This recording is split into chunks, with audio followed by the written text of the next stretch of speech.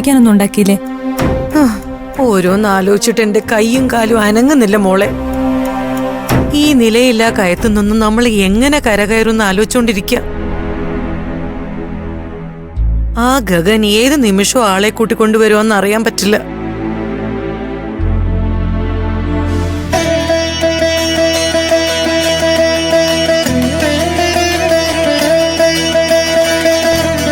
അമ്മേ, ദേ തറവാട്ടമ്മയില്ലേ വരുന്നേ?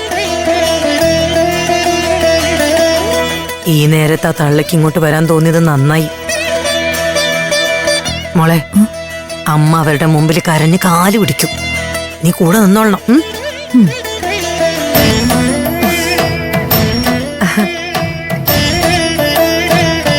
എന്താ അമ്മയും മോളും കൂടി വലിയ ചർച്ചയിലാണല്ലോ.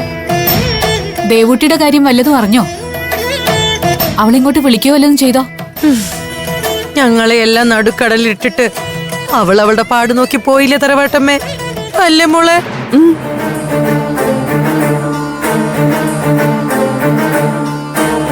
ഇനിയിപ്പൊ ഞാനും എന്റെ മക്കളും പെരുവഴിയിൽ അന്തി ഉറങ്ങേണ്ടി വരുന്നാ തോന്നുന്നേ. ദേവൂട്ടിയുടെ കല്യാണം കഴിഞ്ഞതിന് നിങ്ങൾ എന്തിനാ ഇന്ദുമതി പെരുവഴിയിൽ അന്തി ഉറങ്ങുന്നേ? അതിനു മാത്രം എന്താ ഇവിടെ ഇപ്പൊ സംഭവിച്ചേ?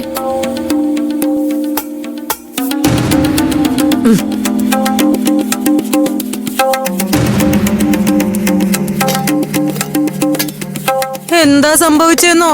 ദാ ഇവളോട് ചോദിച്ചു നോക്ക്. ആ ഗഗനെ ദേവൂട്ടിയുടെ കാര്യം പറഞ്ഞ് ഇവിടെ വന്ന് വലിയ അക്രമം പോരുമായിരുന്നു. അവന് കൊടുക്കാനുള്ള കാശ് മുഴുവൻ 2 ദിവസത്തിനകം കൊടുക്കണമെന്നാ പറയുന്നേ. അതും പോരാത്തതിന് കല്യാണ ചെലവിന് മുടക്കിയ തുക കൂടി കൊടുക്കണമെന്ന്. അവൻ അങ്ങനെ പല ആവശ്യങ്ങളും ഇനിയും നിരത്തും. അതിന്റെ പിന്നിലെ വേറെ ചില ലക്ഷ്യങ്ങളുണ്ട്. അതൊന്നും നിങ്ങൾ കാര്യമാക്കാൻ പോകണ്ട. കൂടുതൽ അക്രമത്തിന് വന്ന നിയമസഹായം തേടണം.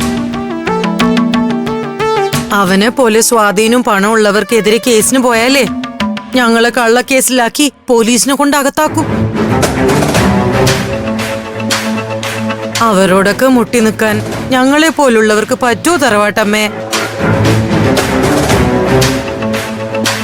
അവന്റെ കടം മാത്രല്ലല്ലോ, ദേ ഇവളുടെ കല്യാണം നടത്തണ്ടേ. കൊള്ളാവുന്നൊരു ബന്ധം ഇവക്ക് കിട്ടുമെന്ന് പോലും എനിക്കിപ്പോ പേടിയാ. ഇനിയിപ്പോ അഥവാ കിട്ടിയാ തന്നെ എന്തും കൊടുത്തു ഞാൻ ഇവളെ പറഞ്ഞു വിടും. ഇന്ദുമതി, നീ വിഷമിക്കണ്ട. ദേവൂട്ടിക്ക് ഞാൻ കൊടുക്കാൻ വെച്ചിരുന്ന ആഭരണങ്ങള് ഇവിടെ ഇരിപ്പില്ലേ? അത് മുഴുവൻ ഇനി ഇവൾക്കുള്ളതാ. എന്താ തറവാട്ടമ്മ പറഞ്ഞേ? ആ ആഭരണങ്ങൾ മുഴുവൻ ഇനി എന്റെ അഖിലമ്മക്കുള്ളതാന്നോ? അപ്പൊ ദേവൂട്ടിക്കോ? ദേവൂട്ടി ഇനി അതിനൊന്നും വരില്ല.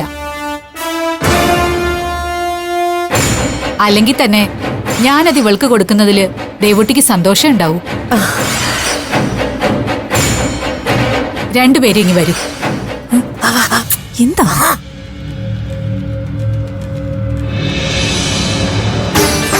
വന്നേ.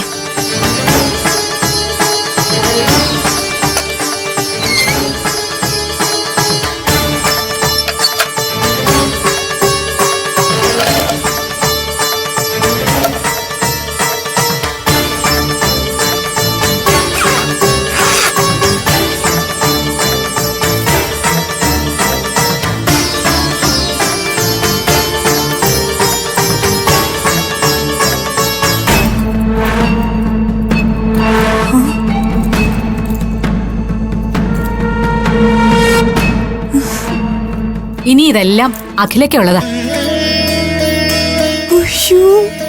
ഇപ്പൊ നിന്റെ സങ്കടമൊക്കെ മാറിയില്ലേ ഇന്ദുമതി? തറവാട്ടമ്മേ, ഞങ്ങക്ക് ഒരുപാട് സന്തോഷമായി.